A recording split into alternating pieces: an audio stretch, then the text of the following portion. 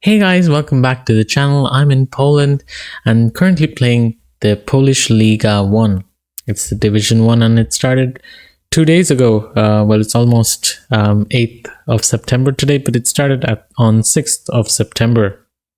It's a 9-round Swiss team event, and the winners of the top two will reach the premier, or the most top league of Poland, the Extra Liga, which is known to seen the presence of very elite grandmasters to the likes of all the top Polish players, Hari Krishna and many others.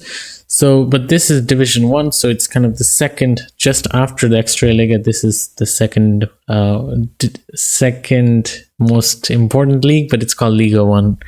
Anyways, so it's happening in Grand Hotel Chotowa. It's a resort. It seems like it's in a very remote place, but it's very calm and soothing here. And it's in the south part of Poland. It's just 1 hour away from Krakow, and actually we arrived at Krakow airport, took a train. It was just 1 hour, very convenient. The public transport was quite good. All right, so coming down to the chess. So it's been 2 rounds. I won't tell the results just yet. We'll probably get to it when the games we go through. So since I missed yesterday's recap, I'll do day 1 and day 2 recap today. So we'll kind of go over the highlights of the games from my club. So, okay, which club am I playing and who are my teammates? So me and Trisha both are playing this tournament, by the way. So this is our team composition. I'll pull it up. As you can see on your screen, we're 7th seed, and I'm playing for a club called UKS OPP Toruń. And if you notice, the name of the club, Toruń, is very similar to my name, Toruń. It's just a matter of A versus an O. And I told the team, and they were, everyone was laughing about this. But though the pronunciation is a bit different. So, yes, so we're currently, our starting seed is 7. And the Division 1 is consisting of 20 teams. So 20 teams will battle out in a 9-round Swiss format to get to the top 2 qualify for the Extra Liga. And Extra Liga happens in the summer, so it's already finished. So this is the one which is going to be deciding who's going to go there. So we have a very strong team. So there are 13 players, though the league format is that you'll have 6 players going to play each round. So you might be wondering, oh, there's double the players. This is because we have reserves, and I can't really tell who are playing and who are not playing. But for now, you'll see in the games we'll go over. You'll see who are playing the most, but I can't really reveal who exactly is in there. And I'll tell you, I can reveal this much, that there are some players who aren't here at all. But these are the tactics kind of played in team tournament games, which is not seen much, but this is kind of a behind the scenes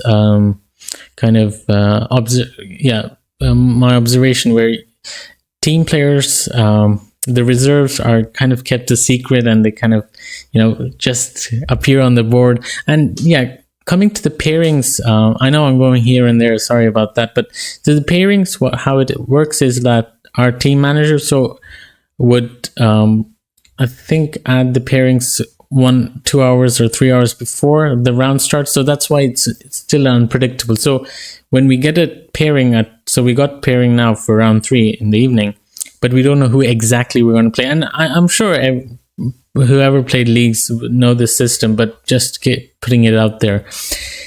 Anyways, so that's our team. And okay, let me kind of go through the team. We have renowned chess personality, Grandmaster Jacob Aagaard, my chess trainer, and from Killer Chess, and it's really nice to play beside him. And probably I'm focusing a little bit more than I do, because the coach is just beside me.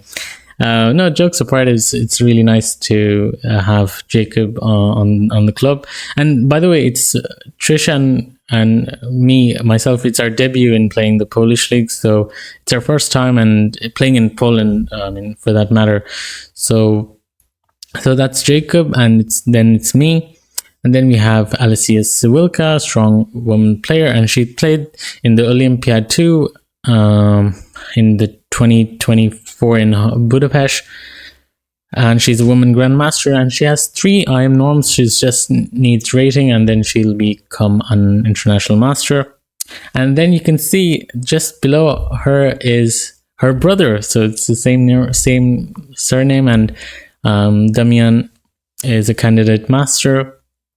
And then, so we have in the club, we have 2 siblings, so the Sliwicka siblings and the Konyamarlas. Then we have Stanislav. He's a member of Killer Chess Training, and he kind of started, he invited us, and that's how we kind of joined the team, and I suppose even Jacob too. So some Killer Chess. So we have a Killer Chess members over here. Oh, and I should say Killer Chess Training, KCT.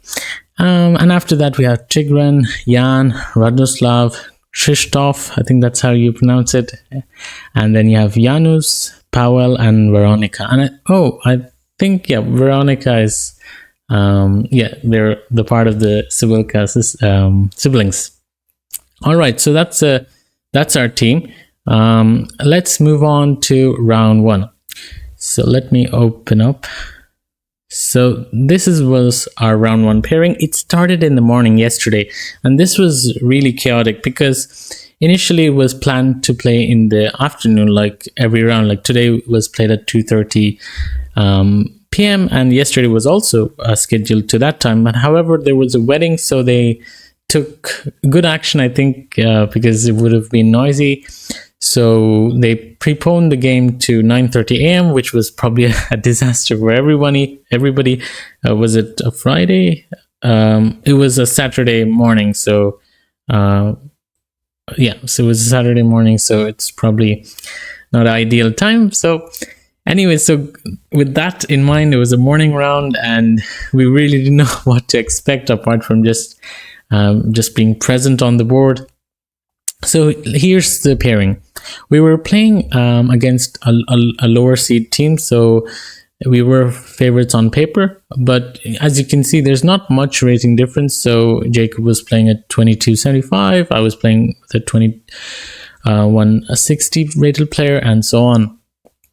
So let's get into some of the highlights of this round, and then we'll move on to round 2. All right, here we go. So let's start with Jacob's game. So Jacob was playing on board 1. We reach the deep middle game of a Sicilian Scheveningen, where black has the bishop pair, but it's black doesn't have any open lines to kind of play for. So for that reason, Jacob smashed the position with d5. And you can see the engines were not liking it at all, but it makes sense. It makes a lot of sense when you have a bishop pair. So conceptually, it's right, but I think white's rooks are the main blame in this position, because with the rooks on the A file, it's really limiting black's potential.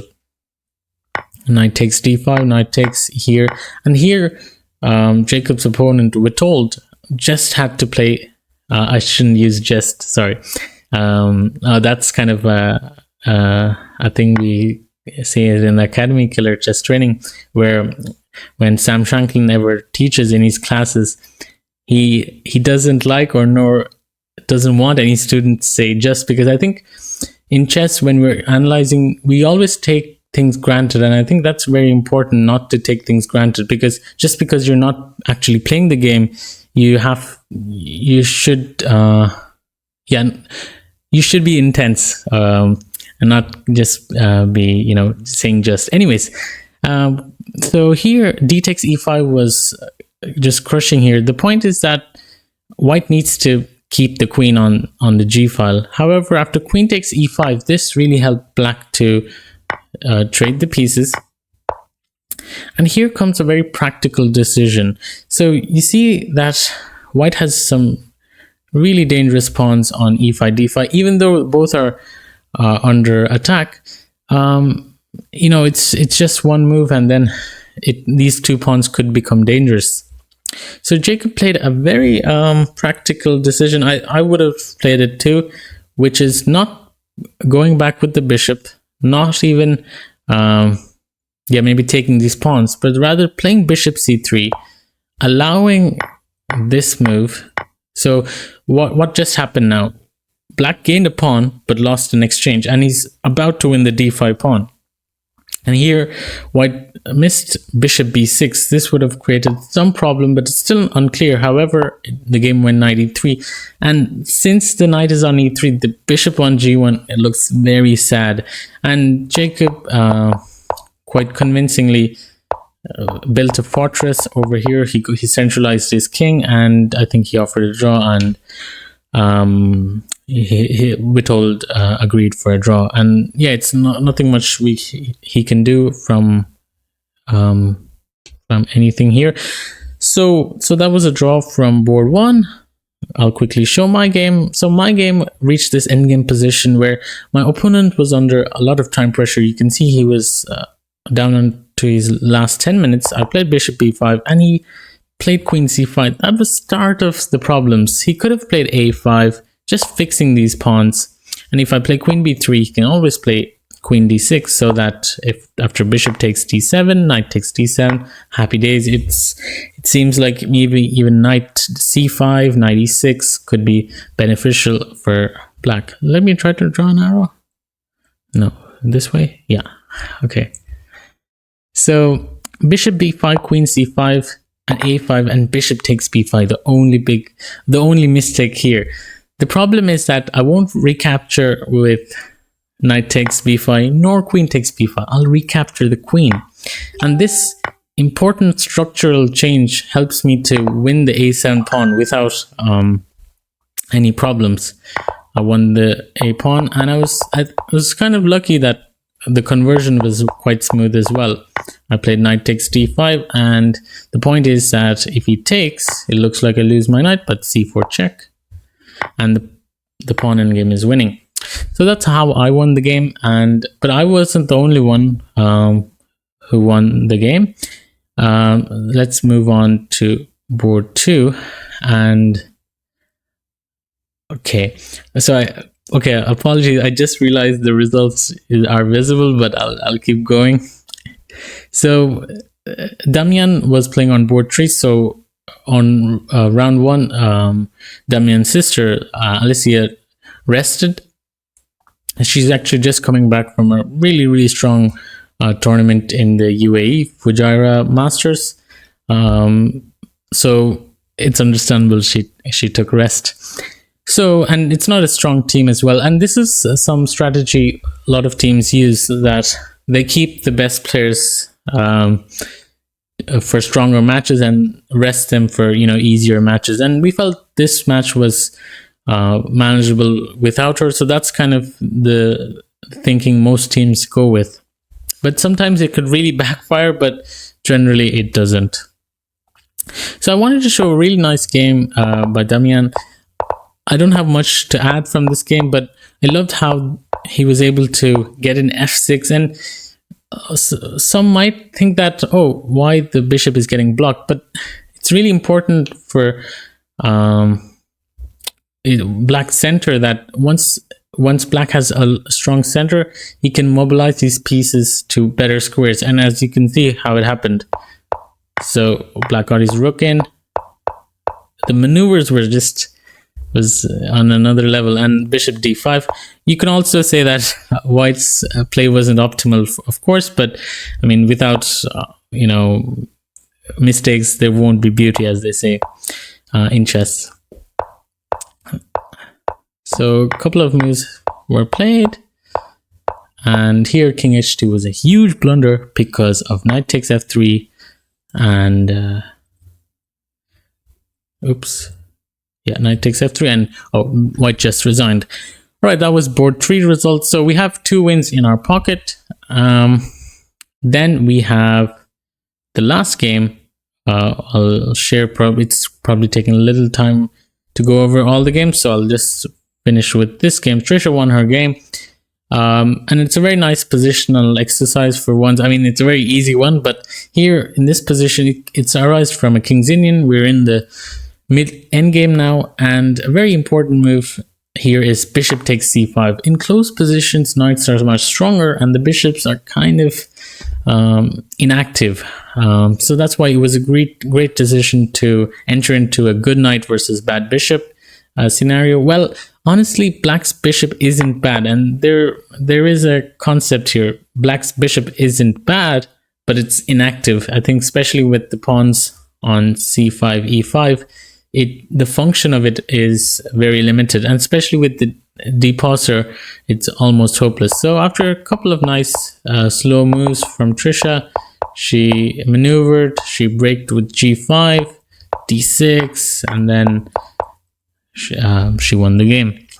So what's the result of the game, of the match? Let me put it up. So this was the pairings, and the result is ta-da.